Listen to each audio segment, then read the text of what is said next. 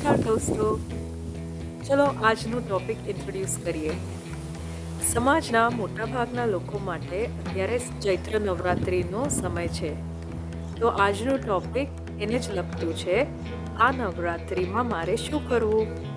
આ નવરાત્રિમાં મિત્રો મા શક્તિ અથવા મા દુર્ગાનું સ્વરૂપ જે પ્રકૃતિ છે તેની સાથે જોડાવ.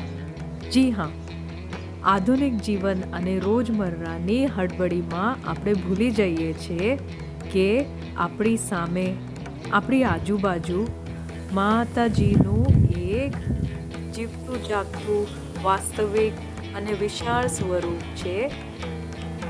અને એ છે પ્રકૃતિ, કુદરત, નેચર. જી હા, માતાજી માત્ર મનના વિચારો અથવા મૂર્તિઓમાં નથી, પણ પ્રકૃતિમાં વસે છે, જે આપણી ચારે બાજુ છે. તો મિત્રો, આ નવરાત્રિમાં આપણે પ્રકૃતિ રૂપી મા શક્તિ સાથે જોડાઈએ પોતાની સુખાકારી માટે. કેમ કે જે તત્વોથી આપણું શરીર બનેલું છે તેનાથી જ મા પ્રકૃતિએ સર્જાયેલી છે. આપણું શરીર પ્રકૃતિથી જ બનેલું છે. તો આપણે પ્રકૃતિ સાથે કેવી રીતના જોડાઈએ? આપણે શું કરવું પ્રકૃતિ સાથે જોડાવા માટે? એકદમ સરળ છે.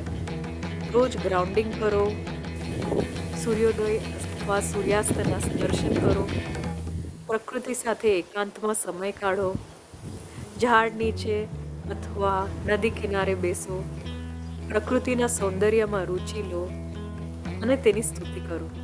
તો ચાલો દોસ્તો, આ નવરાત્રિ આપણે પ્રકૃતિ રૂપી મા શક્તિ, મા દુર્ગા સાથે જોડાઈએ અને આપણી સાચી સુખાકારી મેળવીએ.